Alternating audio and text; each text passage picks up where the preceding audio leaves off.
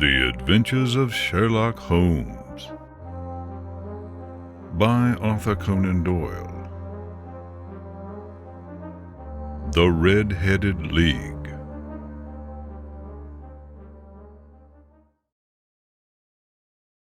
I had called upon my friend, Mr. Sherlock Holmes, one day in the autumn of last year, and found him in deep conversation with a very stout, florid-faced, elderly gentleman with fiery red hair. With an apology for my intrusion, I was about to withdraw when Holmes pulled me abruptly into the room and closed the door behind me. "You could not possibly have come at a better time, my dear Watson," he said, cordially. "I was afraid that you were engaged." "So I am, very much so." "Then I can wait in the next room." "Not at all. This gentleman, Mr. Wilson, has been my partner and helper in many of my most successful cases, and I have no doubt that he will be of the utmost use to me in yours also." The stout gentleman half rose from his chair and gave a bob of greeting, with a quick little questioning glance from his small, fat, encircled eyes. "Try the settee," said Holmes, relapsing into his armchair and putting his fingertips together, as was his custom when in judicial moods. "I know, my dear Watson, that you share my love of all that is bizarre and outside the conventions and humdrum routine of everyday life. You have shown your relish for it by the enthusiasm which has prompted you to chronicle, and, if you will excuse my saying so, somewhat to embellish so many of my own little adventures." "Your cases have indeed been of the greatest interest to me." "You will remember that I remarked the other day, just before we went into the very simple problem presented by Miss Mary Sutherland, that for strange effects and extraordinary combinations we must go to life itself, which is always far more daring than any effort of the imagination." "A proposition which I took the liberty of doubting." "You did, Doctor, but none the less you must come round to my view, for otherwise I shall keep piling fact upon fact on you, until your reason breaks down under them and acknowledges me to be right.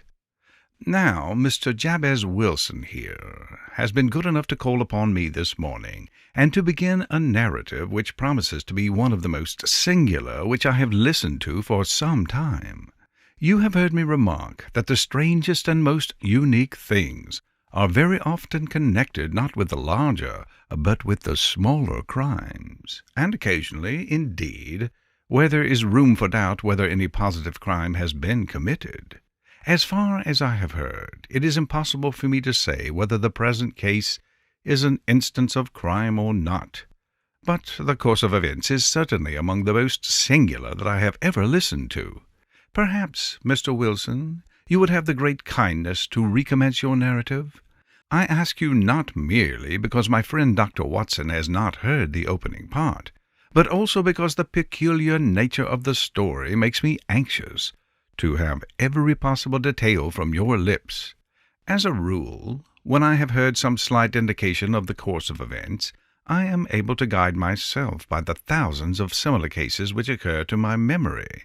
In the present instance, I am forced to admit that the facts are, to the best of my belief, unique." The portly client puffed out his chest with an appearance of some little pride, and pulled a dirty and wrinkled newspaper from the inside pocket of his greatcoat. As he glanced down the advertisement column, with his head thrust forward and the paper flattened out upon his knee, I took a good look at the man, and endeavored, after the fashion of my companion, to read the indications which might be presented by his dress or appearance. I did not gain very much, however, by my inspection. Our visitor bore every mark of being an average commonplace British tradesman, obese, pompous, and slow. He wore rather baggy grey shepherd's check trousers, a not over-clean black frock coat, unbuttoned in the front, and a drab waistcoat with a heavy brassy Albert chain, and a square pierced bit of metal dangling down as an ornament. A frayed top hat and a faded brown overcoat with a wrinkled velvet collar lay on a chair beside him. Altogether, look as I would, there was nothing remarkable about the man save his blazing red head and the expression of extreme chagrin and discontent upon his features. Sherlock Holmes' quick eye took in my occupation, and he shook his head with a smile as he noticed my questioning glances. Beyond the obvious facts that he has at some time done manual labor, that he takes snuff, that he is a Freemason, that he has been in China, and that he has done a considerable amount of writing lately, I can deduce nothing else." Mr. Jabez Wilson started up from his chair with his forefinger upon the paper, but his eyes upon my companion. "How in the name of good fortune did you know all that, Mr. Holmes?" he asked. "How did you know, for example, that I did manual labor? It's as true as gospel, for I began as a ship's carpenter." "Your hands, my dear sir. Your right hand is quite a size larger than your left. You have worked with it, and the muscles are more developed." "Well, the snuff, then, and the Freemasonry?" "I won't insult your intelligence by telling you how I read that, especially as, rather against the strict rules of your order, you use an arc and compass breastpin." "Oh, of course, I forgot that. But the writing?" "What else can be indicated by that right cuff so very shiny for 5 inches, and the left one with the smooth patch near the elbow where you rest it upon the desk?" "Well, but China?" "The fish that you have tattooed immediately above your right wrist could only have been done in China. I have made a small study of tattoo marks, and have even contributed to the literature on the subject. That trick of staining the fish's scales of a delicate pink is quite peculiar to China. When, in addition, I see a Chinese coin hanging from your watch chain, the matter becomes even more simple." Mr. Jabez Wilson laughed heavily. "Well, I never. I thought at first that you had done something clever, but I see that there was nothing in it after all." "I begin to think, Watson, that I made a mistake in explaining. Omne ignotum pro magnifico, you know, and my poor little reputation, such as it is, will suffer shipwreck if I am so candid. Can you not find the advertisement, Mr. Wilson?" "Yes, I've got it now," he answered, with his thick red finger planted halfway down the column. "Here it is. This is what began it all. You just read it for yourself, sir." I took the paper from him, and read as follows. "To the Red-Headed League. On the account of the bequest of the late Ezekiah Hopkins of Lebanon, Pennsylvania, USA, there is now another vacancy open which entitles a member of the League to a salary of £4 a week for purely nominal services. All red-headed men who are sound in body and mind above the age of 21 years are eligible. Apply in person on Monday at 11 o'clock to Duncan Ross at the offices of the League, 7 Pope's Court, Fleet Street." "What on earth does it mean?" I ejaculated after I had twice read over the extraordinary announcement. Holmes chuckled and wriggled in his chair, as was his habit when in high spirits. "It is a little off the beaten track, isn't it? And now, Mr. Wilson, off you go at scratch, and tell us all about yourself, your household, and the effects which this advertisement had upon your fortunes. You will first make a note, Doctor, of the paper and the date." "It is the Morning Chronicle of April 27th, 1890, just 2 months ago." "Very good. Now, Mr. Wilson." "Well, it is just as I have been telling you, Mr. Sherlock Holmes," said Mr. Wilson. "I have a small pawnbroker's business at Coburg Square, near the city. It is not a very large affair, and of late years it has not done more than just give me a living. I used to be able to keep 2 assistants, but now I only keep one, and I would have a job to pay him, but he is willing to come in for half wages so as to learn the business." "What is the name of this obliging youth?" "His name is Vincent Spaulding, and he's not such a youth either. It's hard to say his age. I should not wish a smarter assistant, Mr. Holmes, and I know very well that he could better himself and earn twice what I am able to give him. But after all, if he is satisfied, why should I put ideas in his head?" "Why, indeed. You seem most fortunate in having an employee who comes under the full market price. It is not a common experience among employers in this age. I don't know that your assistant is not as remarkable as your advertisement." "Oh, he has his faults, too. Never was such a fellow for photography, snapping away with a camera when he ought to be improving his mind, and then diving down into the cellar like a rabbit into its hole to develop his pictures. That is his main fault, but on the whole he's a good worker. There's no vice in him." "He is still with you, I presume?" "Yes, sir. He and a girl of 14 who does a bit of simple cooking and keeps the place clean. That's all I have in the house, for I'm a widower and never had any family. We live very quietly, sir, the three of us, and we keep a roof over our heads and pay our debts if we do nothing more. The first thing that put us out was this advertisement. Spaulding, he came down into the office just this day 8 weeks, with this very paper in his hand, and he says, 'I wish to the Lord, Mr. Wilson, that I was a red-headed man.' 'Why that?' I asks. 'Why,' says he, 'here's another vacancy on the League of the Red-Headed Men. It's worth quite a little fortune to any man who gets it, and I understand that there are more vacancies than there are men, so that the trustees are at their wits' end with what to do with the money. If my hair would only change color, there's a nice little crib all ready for me to step into.' 'Why, what is it then?' I asked. 'You see, Mr. Holmes, I'm a very stay-at-home man, and as my business came to me instead of my having to go out to it, I was often weeks on end without putting my foot over the doormat. In that way, I didn't know much about what was going on outside, and I was always glad of a bit of news.' 'Have you never heard of the League of the Red-Headed Men?' he asked, with his eyes open. 'Never.'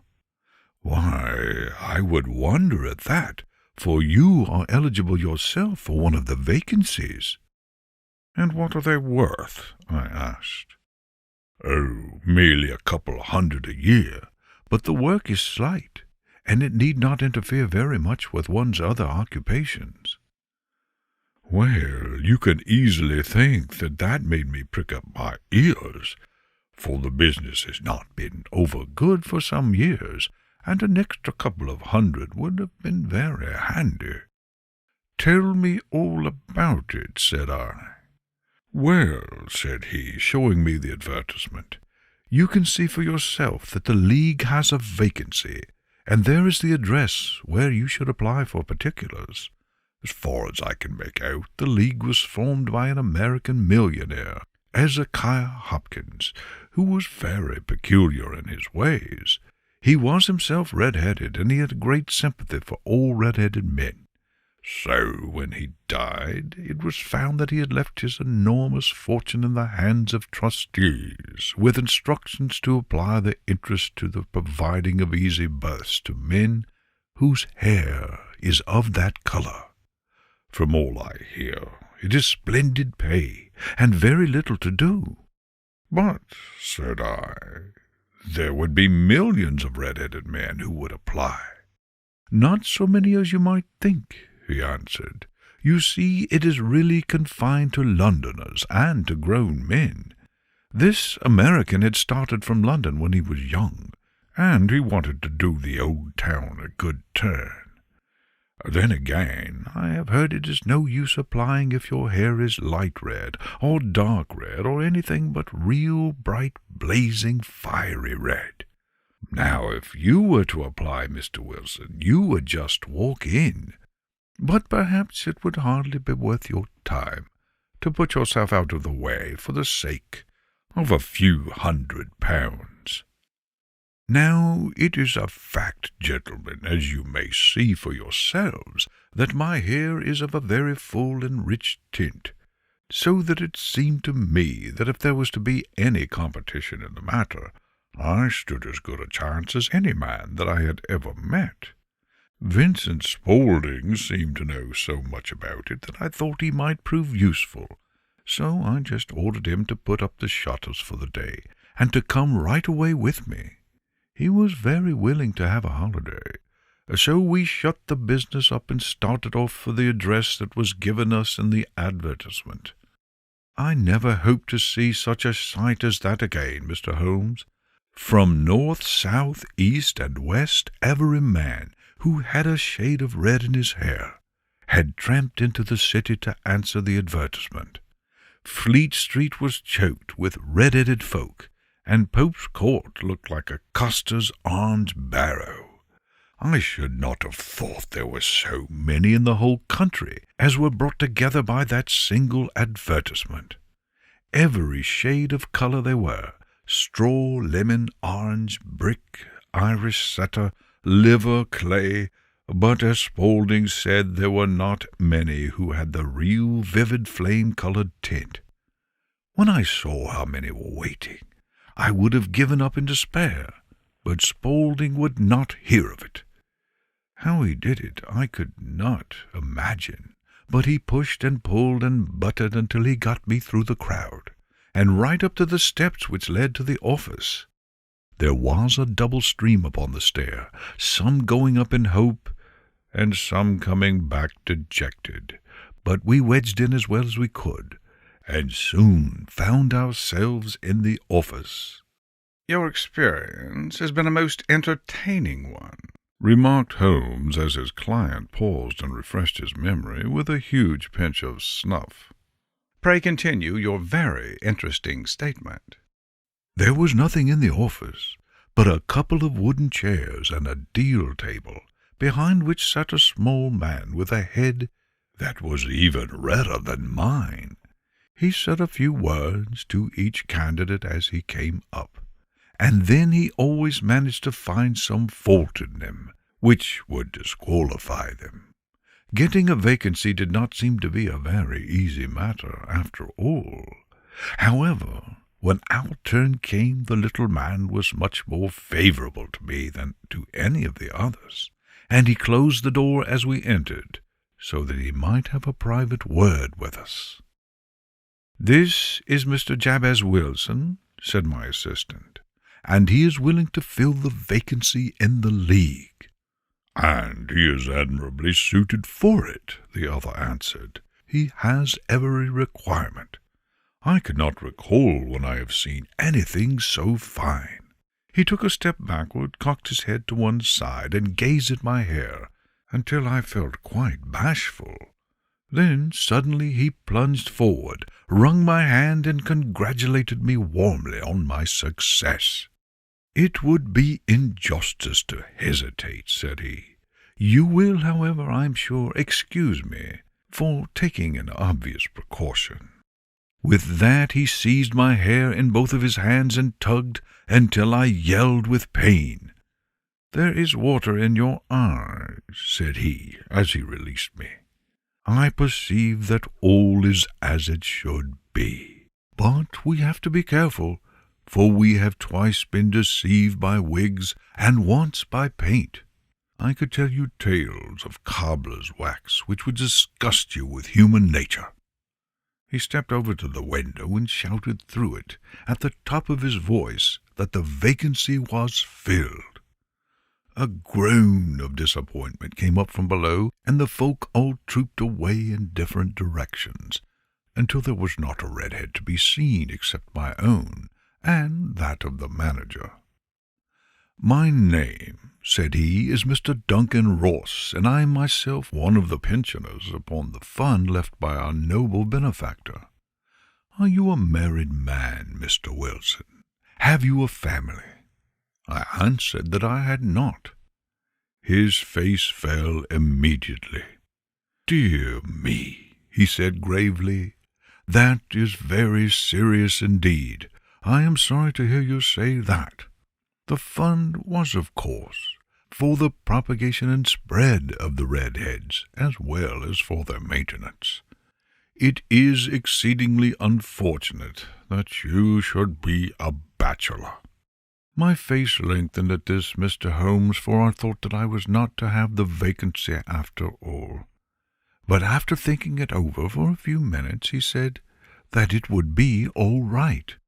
"In the case of another," said he, "the objection might be fatal, but we must stretch a point in favor of a man with such a head of hair as yours.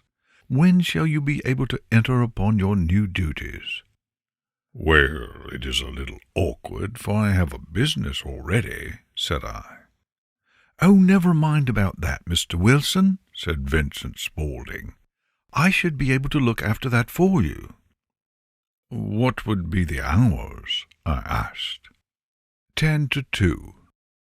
Now, a pawnbroker's business is mostly done of an evening, Mr. Holmes, especially Thursday and Friday evening, which is just before payday, so it would suit me very well to earn a little in the mornings. Besides, I knew that my assistant was a good man, and that he would see to anything that turned up. "Well, that would suit me very well," said I. "And the pay?" "It is £4 a week." "And the work?" "Is purely nominal." "What do you call purely nominal?" "Well, you have to be in the office, or at least in the building, the whole time. If you leave, you forfeit your whole position forever. The will is very clear upon that point. You don't comply with the conditions if you budge from the office during that time." "It's only 4 hours a day, and I should not think of leaving," said I. "No excuse will avail," said Mr. Duncan Ross, "neither sickness nor business or anything else. There you must stay, or you lose your billet." "And the work?" "It is to copy out the Encyclopaedia Britannica. There is the first volume of it on that press. You must find your own ink, pens, and blotting paper, but we will provide this table and chair. Will you be ready tomorrow?" "Certainly," I answered.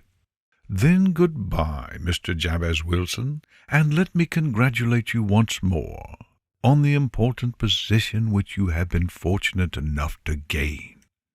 He bowed me out of the room, and I went home with my assistant, hardly knowing what to say or do. I was so pleased at my own good fortune.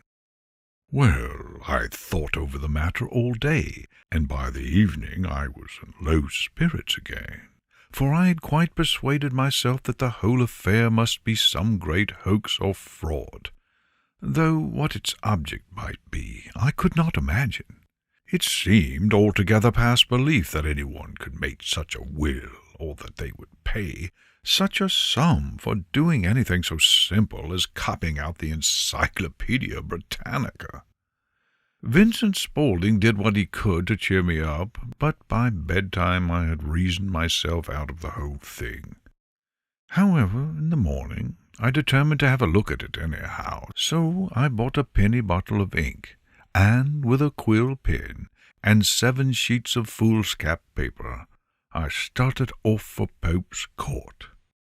Well, to my surprise and delight, everything was as right as possible.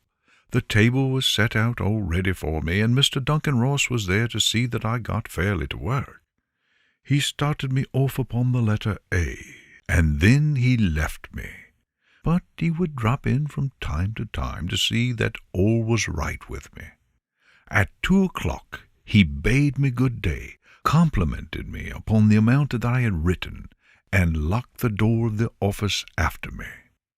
This went on day after day, Mr. Holmes, and on Saturday the manager came in and planked down 4 golden sovereigns for my week's work. It was the same next week, and the same the week after. Every morning I was there at 10, and every afternoon I left at 2. By degrees Mr. Duncan Ross took to coming in only once of a morning, and then, after a time, he did not come in at all. Still, of course, I never dared to leave the room for an instant, for I was not sure when he might come, and the billet was such a good one, and suited me so well, that I would not risk the loss of it. 8 weeks passed away like this, and I had written about abbots and archery and armour and architecture and Attica, and hoped with diligence that I might get on to the bees before very long. It cost me something in foolscap, and I had pretty nearly filled the shelf with my writings. And then, suddenly, the whole business came to an end. To an end? Yes, sir, and no later than this morning. I went to my work as usual at 10 o'clock, but the door was shut and locked, with a little square of cardboard hammered in on the middle of the panel with a tack. Here it is, and you can read for yourself. He held up a piece of white cardboard about the size of a sheet of notepaper. It read in this fashion: The Red-Headed League is dissolved. October 9th, 1890. Sherlock Holmes and I surveyed this curt announcement and the rueful face behind it, until the comical side of the affair so completely overtopped every other consideration that we both burst out into a roar of laughter. "I cannot see that there's anything very funny," cried our client, flushing up to the roots of his flaming head. "If you can do no better than laugh at me, I can go elsewhere." "No, no," cried Holmes, shoving him back into the chair from which he had half risen. "I really wouldn't miss your case for the world. It is most refreshingly unusual. But there is, if you will excuse my saying so, something just a little funny about it. Pray, what steps did you take when you found the card upon the door?" "I was staggered, sir. I did not know what to do. Then I called the officers round, but none of them seemed to know anything about it. Finally, I went to the landlord, who was an accountant living on the ground floor, and I asked him if he could tell me what had become of the Red-Headed League. He said that he had never heard of any such body. Then I asked him who Mr. Duncan Ross was. He answered that name was new to him. "Well," said I, "the gentleman at number 4. "What, the red-headed man?" "Yes." "Oh," said he, "his name was William Morris. He was a solicitor, and was using my room as a temporary convenience until his new premises were ready. He moved out yesterday." "Where could I find him?" "Oh, at his new offices. He did tell me the address. Yes, 17 King Edward Street, near St. Paul's. I started off, Mr. Holmes, but when I got to the address, it was a manufactory of artificial kneecaps, and no one in it had ever heard of Mr. William Morris or Mr. Duncan Ross." "And what did you do then?" asked Holmes. "I went home to Saxe-Coburg Square, and I took the advice of my assistant. But he could not help me in any way. He could only say that if I waited I should hear by post. But that was not quite good enough, Mr. Holmes. I did not wish to lose such a place without a struggle. So, as I had heard that you were good enough to give advice to poor folk who were in need of it, I came right away to you." "And you did very wisely," said Holmes. "Your case is an exceedingly remarkable one, and I shall be happy to look into it. From what you have told me, I think that it is possible that graver issues hang from it than might at first sight appear." "Grave enough," said Mr. Jabez Wilson. "Why, I have lost £4 a week." "As far as you are personally concerned, I do not see that you have any grievance against this extraordinary league. On the contrary, you are, as I understand, richer by some £30, to say nothing of the minute knowledge which you have gained on every subject which comes under the letter A. You have lost nothing by them. No, sir, but I want to find out about them and who they are, and what their object was in playing this prank. If it was a prank upon me, it was a pretty expensive joke for them, for it cost them £32. We shall endeavour to clear up these points for you. At first, 1 or 2 questions, Mr. Wilson. This assistant of yours, who first called your attention to the advertisement, how long has he been with you? About a month, then. How did he come? In answer to an advertisement. Was he the only applicant? No, I had a dozen. Why did you pick him? Because he was handy and would come cheap. At half wages, in fact. Yes. What is he like, this Vincent Spaulding? Small, stout-built, very quick in his ways, no hair on his face, though he's not short of 30, has a white splash of acid upon his forehead. Holmes sat up in his chair in considerable excitement. I thought as much. Have you ever observed that his ears are pierced for earrings? Yes, sir. He told me that a gypsy had done it for him when he was a lad. Said Holmes, sinking back in deep thought. He is still with you? Oh, yes, sir. I have only just left him. And has your business been attended to in your absence? Nothing to complain of, sir. There's never very much to do of a morning. That will do, Mr. Wilson. I shall be happy to give you an opinion upon the subject in the course of a day or 2. Today is Saturday, and I hope that by Monday we may come to a conclusion. Well, Watson, said Holmes, when our visitor had left us, what do you make of it all? I make nothing of it, I answered frankly. It is a most mysterious business. As a rule, the more bizarre a thing is, the less mysterious it proves to be. It is your commonplace, featureless crimes which are really puzzling, just as a commonplace face is the most difficult to identify. But I must be prompt over this matter. What are you going to do, then? I asked. To smoke. It is quite a 3-pipe problem, and I beg that you won't speak to me for 50 minutes. He curled himself up in his chair, with his thin knees drawn up to his hawk-like nose, and there he sat, with his eyes closed and his black clay pipe thrusting out like the bill of some strange bird. I had come to the conclusion that he had dropped asleep, and indeed was nodding myself, when he suddenly sprang out of his chair, with the gesture of a man who has made up his mind, and put his pipe down upon the mantelpiece.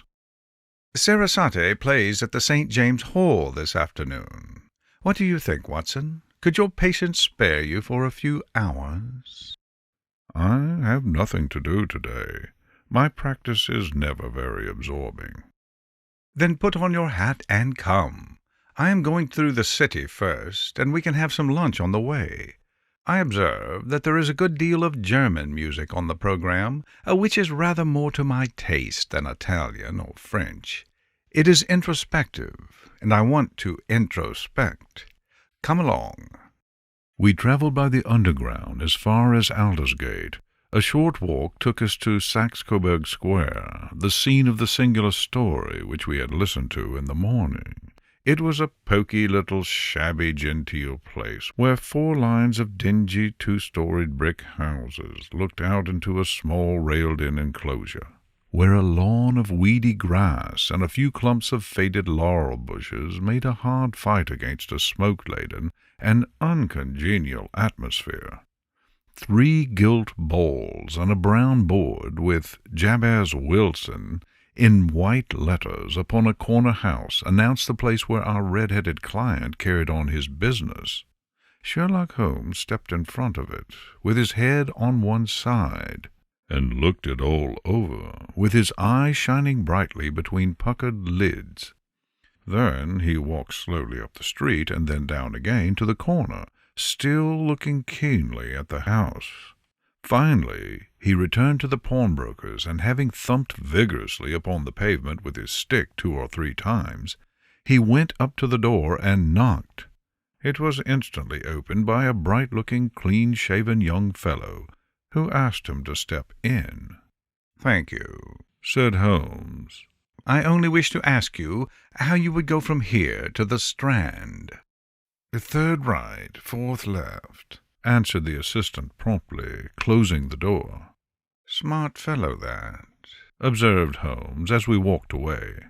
"He is in my judgment the 4th smartest man in London, and for daring I am not sure that he has not a claim to be the 3rd. I have known something of him before." "Evidently," said I, "Mr. Wilson's assistant accounts for a good deal in this mystery of the Red-Headed League. I am sure that you inquired your way merely in order that you might see him." "Not him." "What then?" "The knees of his trousers." "And what did you see?" "What I expected to see." "Why did you beat the pavement?" "My dear doctor, this is a time for observation, not for talk. We are spies in an enemy's country. We know something of Saxe-Coburg Square. Let us now explore the parts which lie behind it." The road in which we found ourselves as we turned round the corner from the retired Saxe-Coburg Square presented as great a contrast to it as the front of a picture does to the back. It was one of the main arteries which conveyed the traffic of the city to the north and west. The roadway was blocked with the immense stream of commerce flowing in a double tide inward and outward, while the footpaths were black with the hurrying swarm of pedestrians.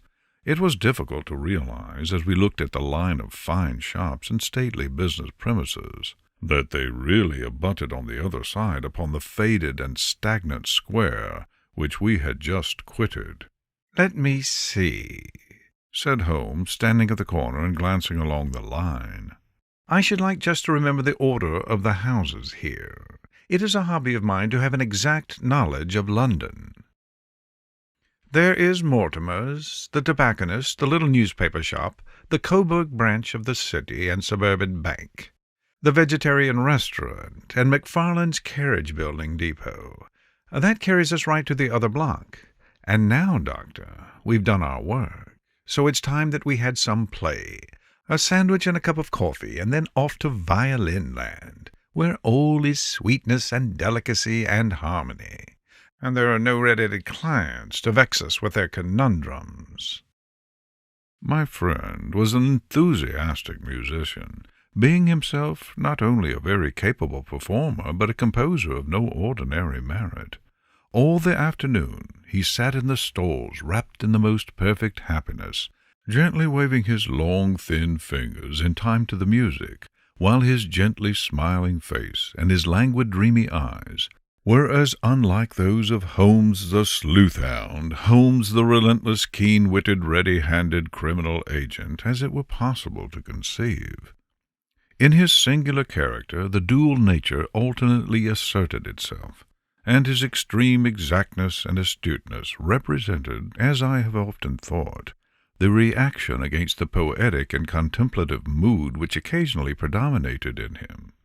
The swing of his nature took him from extreme languor to devouring energy, and, as I knew well, he was never so formidable as when, for days on end, he had been lounging in his armchair amid his improvisations and his black-letter additions. Then it was that the lust of the chase would suddenly come upon him, and that his brilliant reasoning power would rise to the level of intuition, until those who were unacquainted with his methods would look askance at him, as on a man whose knowledge was not that of other mortals. When I saw him that afternoon, so enwrapped in the music at St. James's Hall, I felt that an evil time might be coming upon those whom he had set himself to hunt down. "You want to go home, no doubt, Doctor?" he remarked as we emerged. "Yes, it would be as well."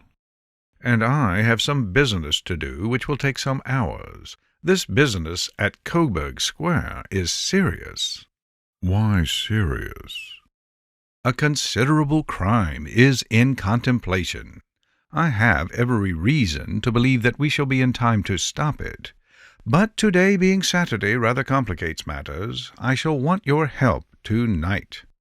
"At what time?" 10 will be early enough." "I shall be at Baker Street at 10. "Very well. And I say, Doctor, there may be some little danger, so kindly put your army revolver in your pocket." He waved his hand, turned on his heel, and disappeared in an instant among the crowd. I trust that I am not more dense than my neighbors, but I was always oppressed with a sense of my own stupidity in my dealings with Sherlock Holmes. Here I had heard what he had heard, I had seen what he had seen, and yet from his words it was evident that he saw clearly not only what had happened, but what was about to happen, while to me the whole business was still confused and grotesque. As I drove home to my house in Kensington, I thought over it all, from the extraordinary story of the red-headed copier of the encyclopedia, down to the visit to Saxe-Coburg Square, and the ominous words with which he had parted from me. What was this nocturnal expedition, and why should I go armed? Where were we going, and what were we to do? I had the hint from Holmes that this smooth-faced pawnbroker's assistant was a formidable man, a man who might play a deep game. I tried to puzzle it out, but gave up in despair, and set the matter aside until night should bring an explanation. It was 9:15 when I started from home and made my way across the park, and so through Oxford Street to Baker Street. 2 hansoms were standing at the door, and as I entered the passage I heard the sound of voices from above. On entering his room, I found Holmes in animated conversation with 2 men, one of whom I recognized as Peter Jones, the official police agent, while the other was a long, thin, sad-faced man with a very shiny hat and oppressively respectable frock coat. "Ha! Our party is complete," said Holmes, buttoning up his pea-jacket and taking his heavy hunting crop from the rack. "Watson, I think you know Mr. Jones of Scotland Yard.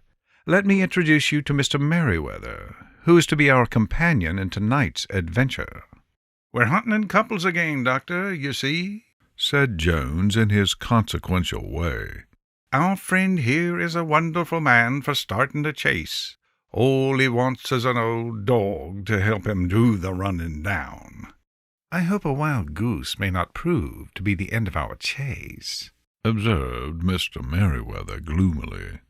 "You may place considerable confidence in Mr. Holmes, sir," said the police agent loftily.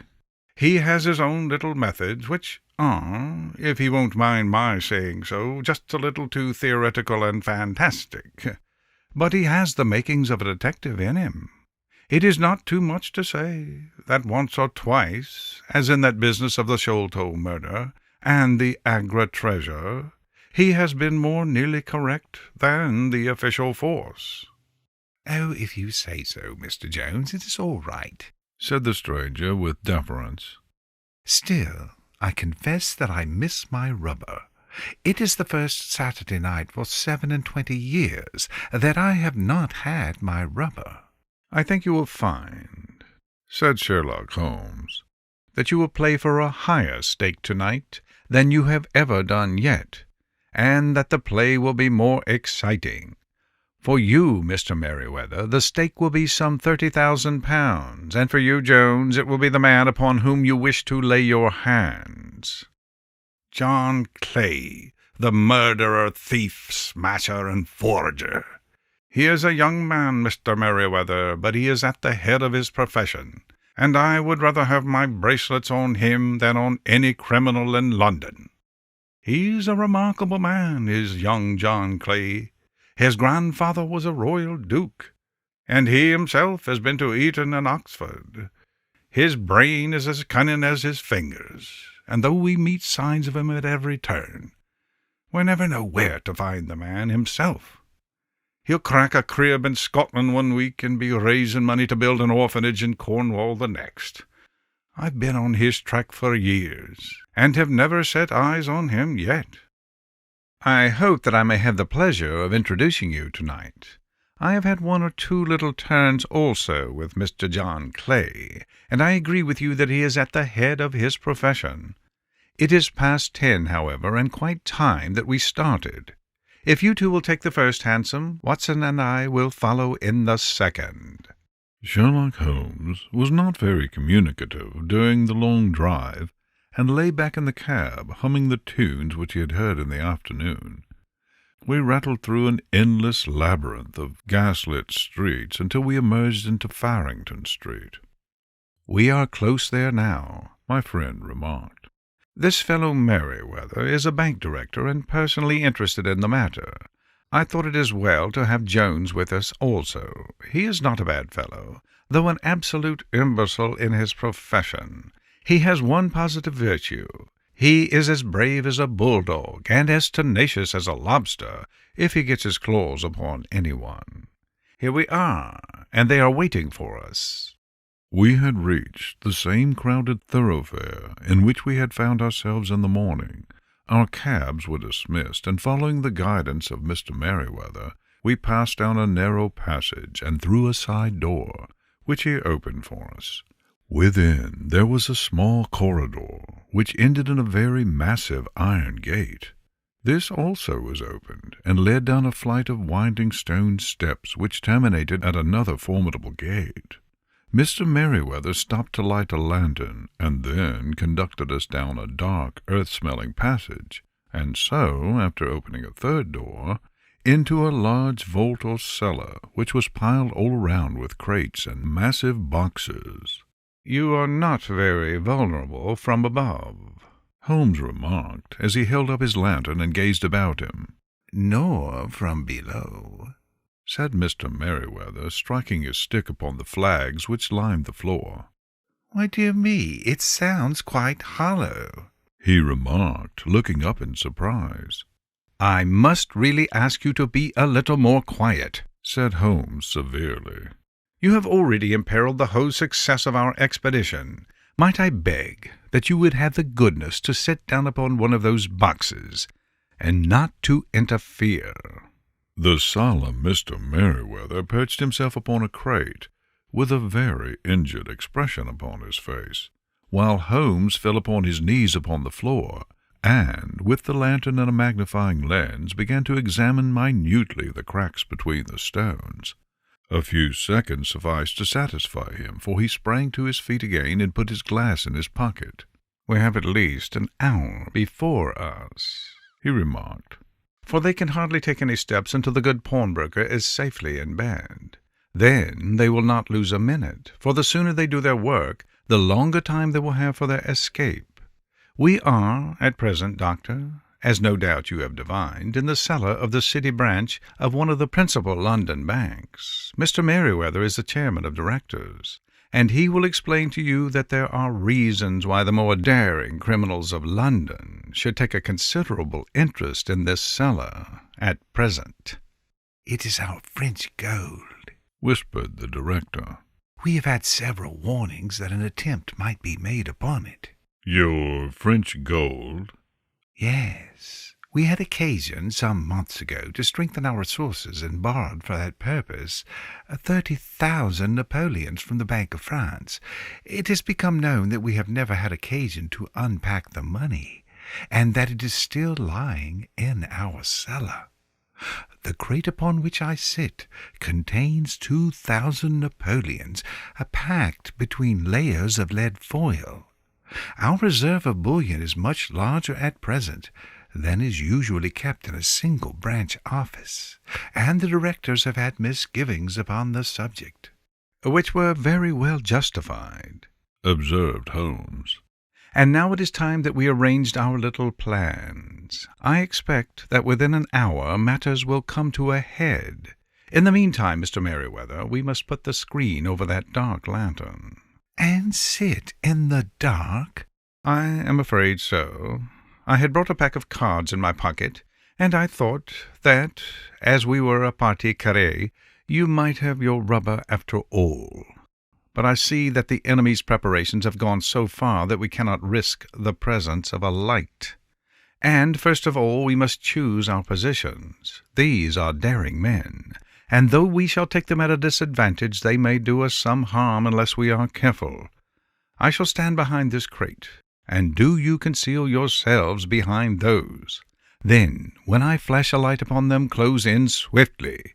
If they fire, Watson, have no compunction about shooting them down." I placed my revolver cocked upon the top of the wooden case behind which I crouched. Holmes shot the slide across the front of his lantern and left us in pitch darkness. Such an absolute darkness as I have never before experienced.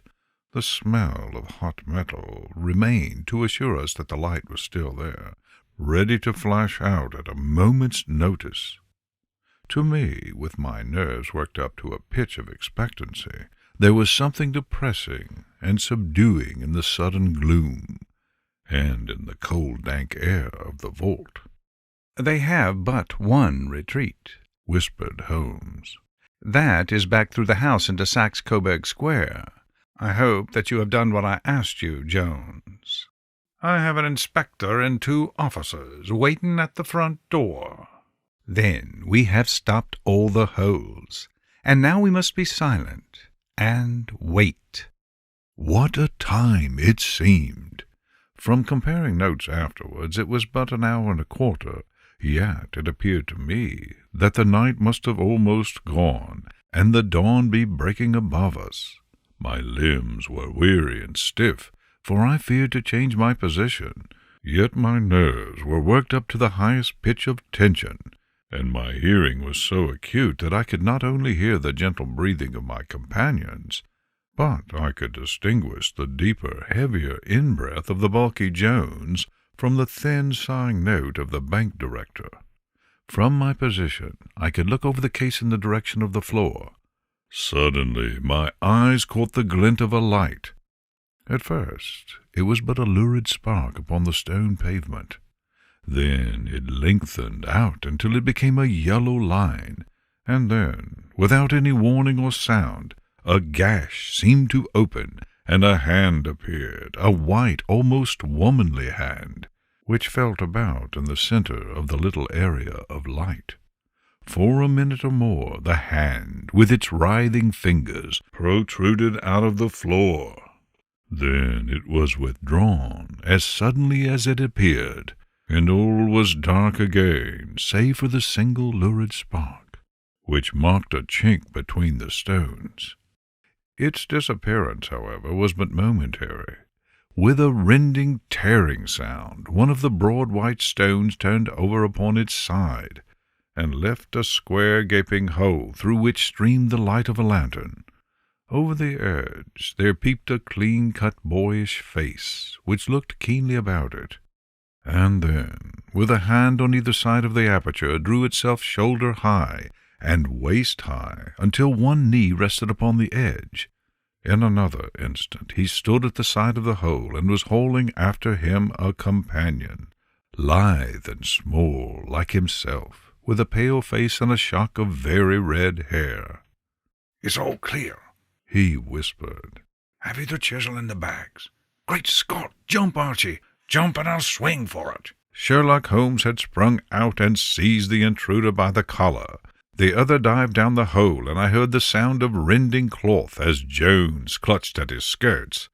The light flashed upon the barrel of a revolver, but Holmes' hunting crop came down on the man's wrist, and the pistol clinked upon the stone floor.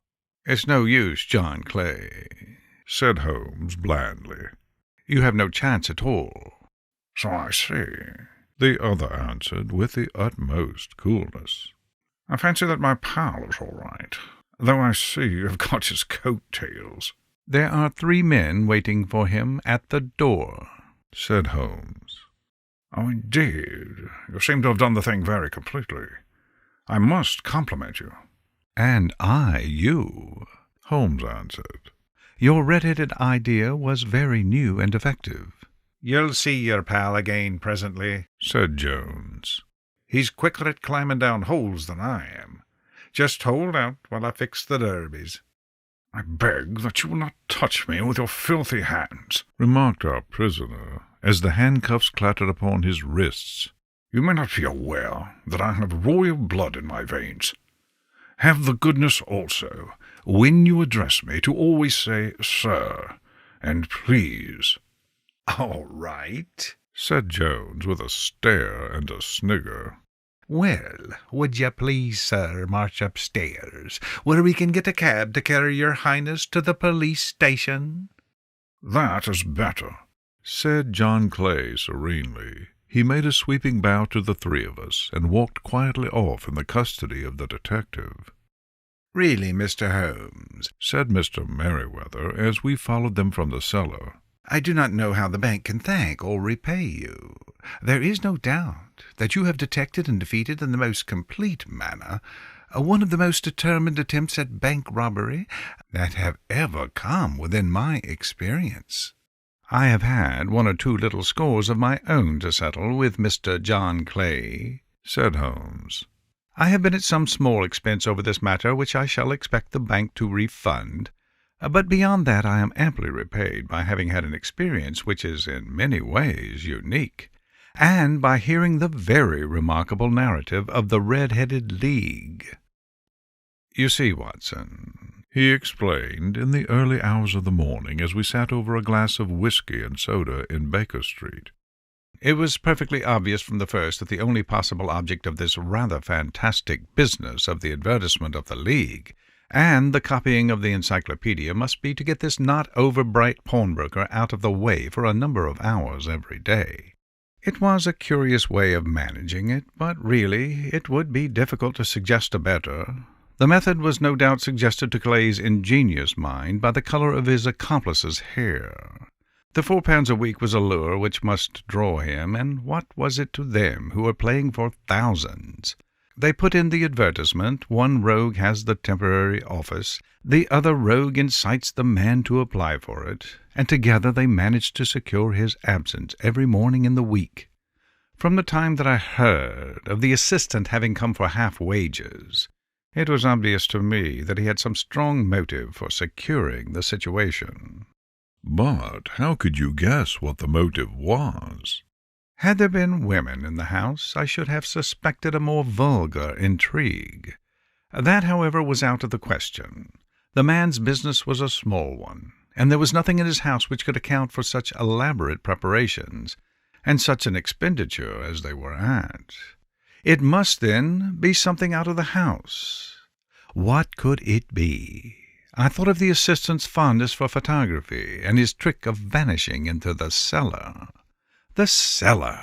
There was the end of this tangled clue. Then I made inquiries as to this mysterious assistant, and found that I had to deal with one of the coolest and most daring criminals in London. He was doing something in the cellar, something which took many hours a day for months on end. What could it be, once more? I could think of nothing save that he was running a tunnel to some other building. So far had I got when we went to visit the scene of action. I surprised you by beating upon the pavement with my stick. I was ascertaining whether the cellar stretched out in front or behind. It was not in front. Then I rang the bell, and as I hoped, the assistant answered it. We have had some skirmishes, but we had never set eyes upon each other before. I hardly looked at his face. His knees were what I wished to see. You must yourself have remarked how worn, wrinkled, and stained they were. They spoke of those hours of burrowing. The only remaining point was what they were burrowing for. I walked round the corner, saw the City and Suburban Bank abutted on our friend's premises, and I felt that I had solved my problem. When you drove home after the concert, I called upon Scotland Yard and upon the chairman of the bank directors, with the result that you have seen." "And how could you tell that they would make their attempt tonight?" I asked. "Well, when they closed their League offices, that was a sign that they cared no longer about Mr. Jabez Wilson's presence. In other words, that they had completed their tunnel. But it was essential that they should use it soon, as it might be discovered, or the bullion might be removed. Saturday would suit them better than any other day, as it would give them 2 days for their escape. For all these reasons, I expected them to come tonight. "You reasoned it out beautifully," I exclaimed in unfeigned admiration. "It is a long chain, and yet every link rings true." "It saved me from ennui," he answered, yawning. "Alas, I already feel it closing in upon me. My life is spent in one long effort to escape from the commonplaces of existence. These little problems help me to do so." "And you are a benefactor of the race," said I. He shrugged his shoulders. "Well, perhaps after all it is of some little use. L'homme c'est rien, l'œuvre c'est tout. As Gustave Flaubert wrote to George Sand, the man is nothing, the work is all."